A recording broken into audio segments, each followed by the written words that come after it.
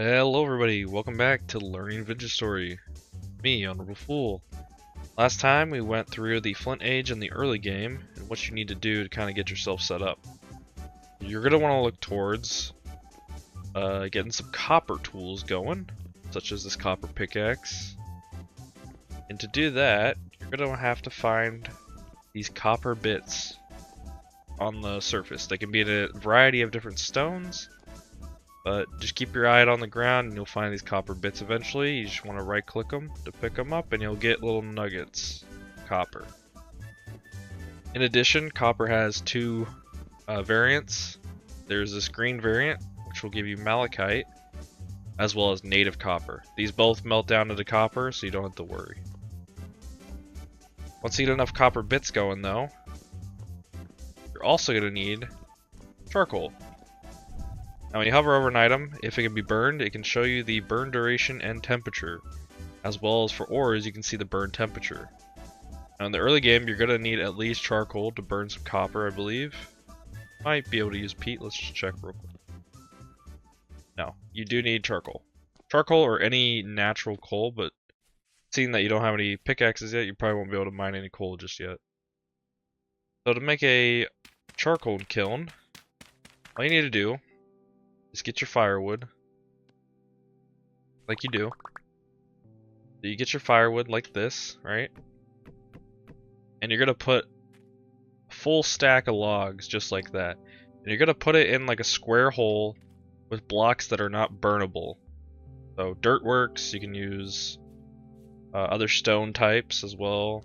If you have any stone blocks, just don't use, stuff that can burn like wood. Once you have that going, of course, you can take, you want to surround it, fully surround it with your non-burnable blocks. At the very top of it, you're going to go ahead and make a, how you would make a campfire normally. You put a piece of grass down, put some logs. Once you got that campfire placed down, you're going to light this, the torch or a fire starter, it works. You have 30 seconds to cover this up. Put a non-burnable block right there, and one on the very top like that. After 30 seconds, you should see smoke rising from the enclosure of where the wood is. After some time, after the smoke is gone, you will have yourself charcoal in there, and you can dig that up and use that for your smelting. Now, once you have your charcoal and your copper bits, you are going to need two things. First thing you're going to need is a crucible. To make crucible is very simple. You just make it with clay and how we did all the other clay molds. And you can see there's a few clay molds out here. And you're going to need these wooden tongs. Now to make these, all you need is some sticks and a rope. Get a rope. You could just use a knife over on some vines, or you can use cattails or papyrus as well. And you're going to put that tongs in your offhand. This lets you pick up the crucible when it's hot. Right now it's cool because there's nothing in there. So you're going to take your crucible. You're going to put it in the campfire. You're going to put some charcoal at the bottom. You're going to take your ore. Now 20 units of this ore is 1 ingot. We want to make 3 tools at the very beginning. First thing you want to make is a pickaxe. Second thing you're going to make is a prospecting pick. And finally a hammer.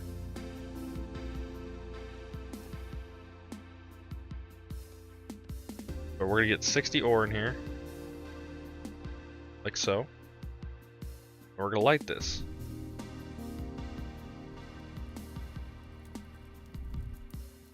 I would suggest putting something overhead, so that way if it rains, as you can see the temperature is rising, charcoal.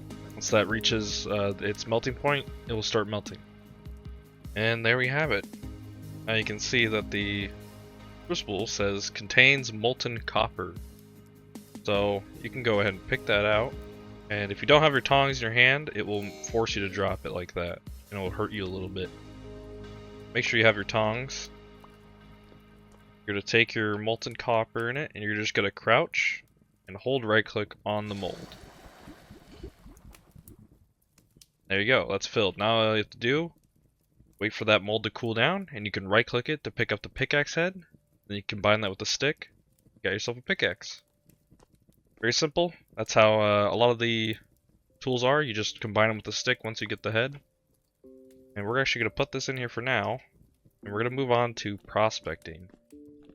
So now that you have the early beginnings of how to process your copper, now you need to learn how to find more in huge quantities. So you're going to have your copper pickaxe and your prospecting pick. Now the prospecting pick is what helps you find ore. Pickaxe is just there to, dig it up. So, as you can see, you dig up copper ore, you will get a chunk. So a chunk of malachite, or for native copper, you'll get native copper. Now you actually cannot use these to melt down. You'll see in the tooltip that it says crush with a hammer to extract the nuggets. All you have to do is take your hammer, put it in a crafting bench with it, and you'll get your nuggets. Now there's different qualities of chunks, such as rich and bountiful, which will give you more nuggets. Now how do we use this prospecting pick? Well, if you click F, you can see there's density search mode and node search mode. Density search mode is for long distance. So it's kind of like, if you go to your map, you can see there's a density node right here, and it shows us all the chances of the ore and their quality. So the poor is their quality, and the percentage is their chance of finding them, or the percentage of the amount that's in the area.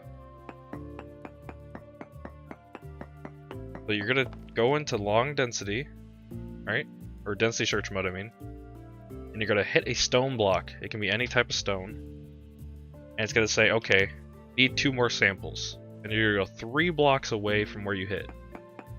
You're gonna do that again. 2 more times. Need 1 more sample.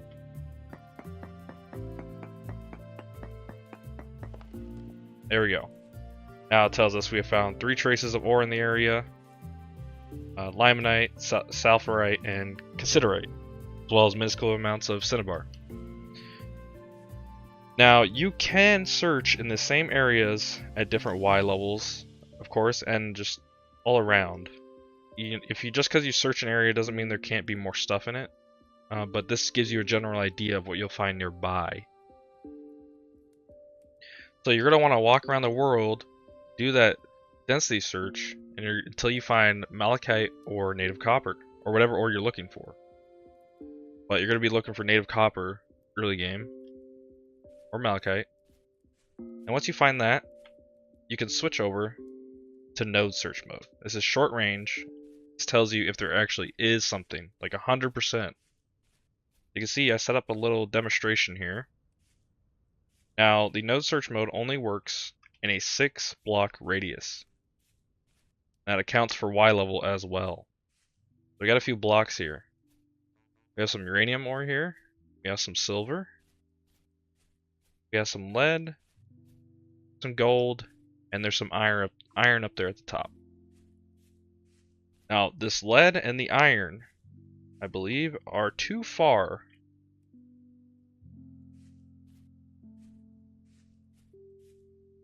Yeah. So this lead and this iron, that block up there, are 7 blocks away. That one might be a little bit more. So when we hit this granite block right here, it's going to tell us that there's gold, silver, and uranium, because they're in range.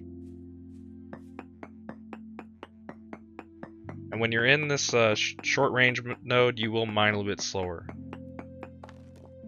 There you go.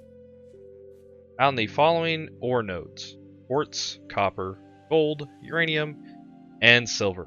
As you can see, it did not find the lead or the iron up there. Now it says there's quartz, that's probably underneath ground, as well as the copper. That's how you do short range. It's getting a little dangerous out here, so we'll be right back. And that's how you prospect. It seems like a very scary thing to deal with when you're first new to the game, but I assure you, if you just follow the directions as I've explained, it's a very simple process and very easy to use. It just takes a lot of searching to find exactly what you're looking for, as the Vintage Story world is huge. Massive even. Now that you've learned how to prospect, you've learned how to get your charcoal and your copper running, what's the next step? Well, the next step would be to try to get towards the Bronze Age, which will need tin, as well as a few other things, which we'll get into. But the very first thing you're going to need is an anvil. Technically, you can skip the copper anvil. However, I would not suggest doing that unless you're experienced or you just have a ton of ore. Now, to make a copper anvil, you're going to make an anvil mold, and you're going to need about 9 ingots worth, so 900 units of copper. You're going to pour that in there, and once that hardens up, unlike these molds where you see I can just right click and the mold's still there, these anvil molds are a one-time use. They will break after you create the mold, or the anvil. Once you get your copper anvil, you can see if we get ourselves a copper ingot real quick. Here's some ingot molds that we made. This will allow you to smith. But once these things get down to a temperature that's workable, and we'll show you guys how to smith real quick. It's very simple. We're going to be smithing a saw blade. The reason you're going to smith a small saw blade is early on it's very useful to get a saw blade going because this will give you access to create boards, and boards can be used to create planks, blocks. It can be used to make buckets to transport water. You can make ladders, fence gates, as well as different fences, doors, barrels for you're gonna need barrels to make leather and all sorts of other stuff. And overall, the saw is a very useful tool in processing your wood stuff, all the different woods and all that. And to start smithing, of course, you're gonna need all that other copper stuff that we just talked about, and you're also gonna need a forge. Now, a forge is really easy to make. It's just some cobblestone, this pattern. And to make cobblestone, you just need some stones and clay. Super simple. And you can go ahead and crouch right click to place your fuel type. And light that on fire. And once you get your ingots, they're soft enough. Give this a second. There we go. Get your ingots, and you can place that in the forge. Now this ingot will heat up to where it's workable, because to adjust the shape of the ingot into a tool we want, it's gonna have to be hot. In addition, when you get into higher metals, you will need a bellows and all that, but we will get there. For copper though, you're pretty safe with just putting it on there with the charcoal. You do not need any bellows for copper. Alright, it looks like this ingot is hot enough. You can see the temperature at the top. You can just grab that with your tongs, and you can control right click. And you can see all the different things you can make with a copper ingot. Now, some of them will cost more, such as this plate. It says requires 2 copper ingot at the bottom. And there's all these different tools you can look through. Of course, you have axes, pickaxes. So if you don't want to use a mold for some reason, you can do it in here as well. But we're going to be making a saw, like I said. You're going to take your tongs, you take your hammer. You can right click to rotate the work item. You can click F. You have all these different options.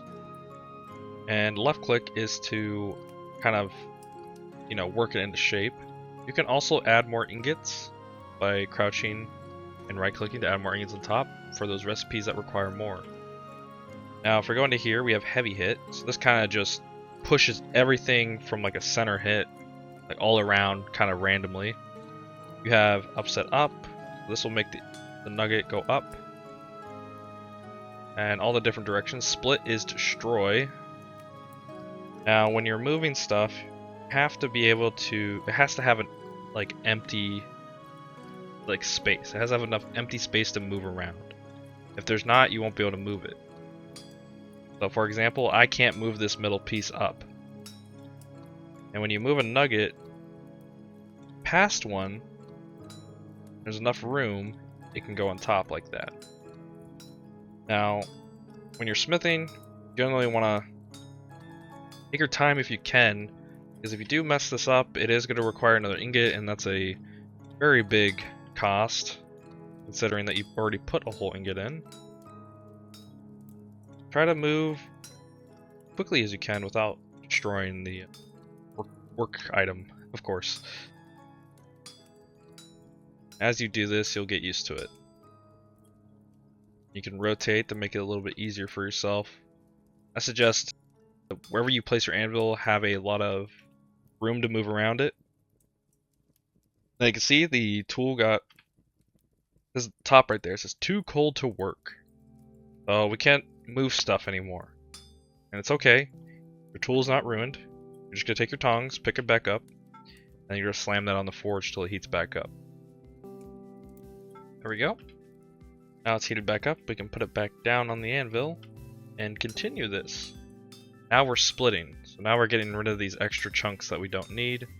You can see it highlights the ones it wants you to get rid of. And it will highlight in green, like you saw earlier, of where it wants metal to be. And once the tool is completely done, it will just drop into your inventory. Now, it's going to be too hot to deal anything with, so we're going to have to jump back into survival here. And we're going to have to cool this down. So if you have a source of water nearby, or you can just let it air cool, it takes a little bit longer. Alright, now you can see that the copper saw blade is completely cooled down. Most tools, all you'll need now is a stick. Usually just throw it underneath the tool head in here just like that. And you got yourself a saw. Now a copper saw can be used to make all these things, as well as these things over here that we talked about earlier. That will get yourself into barrels, which will allow you to process leather, which we will talk about in one of these episodes. However, for now, that will be the Copper Age explained, and hopefully you learned a bit. Hopefully you'll catch you in the next one. Later.